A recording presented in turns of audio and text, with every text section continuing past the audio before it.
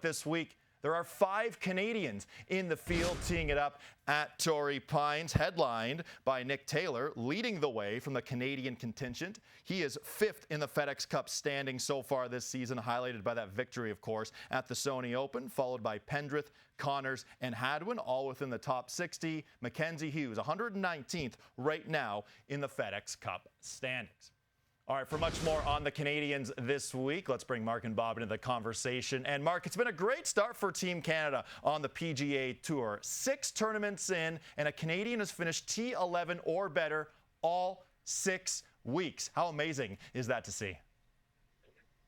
It's pretty amazing, and we've already got the win with Nick Taylor. It's nice to get the early one under the belt. Last week in Scottsdale, we had 6 Canadians make the cut that weekend on the PGA Tour. The same week, we had 5 Canadians make the cut on the Corn Ferry Tour. So the red and white is flying high. It's flying free.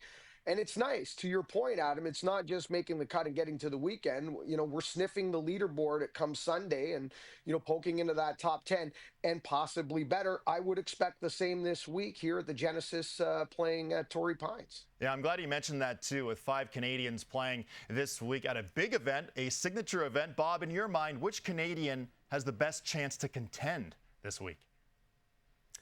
I think you'd have to give that to Taylor Pendrith. I mean, this is a big, long, hard golf course, and he hits it like a country mile. As Adam Hadwin once described it, he says it's disturbing to see how far he hits the ball. But he does have the talent with the putter, as he displayed most of last year.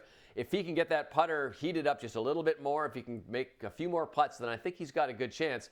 But you can look down the list and go through pretty much everyone on there. Corey Connors, I know, doesn't have a great resume on the West Coast. In fact, the last time he had a top 10 on the West Coast was back in 2022. He just likes to sort of warm up here and then get to Florida.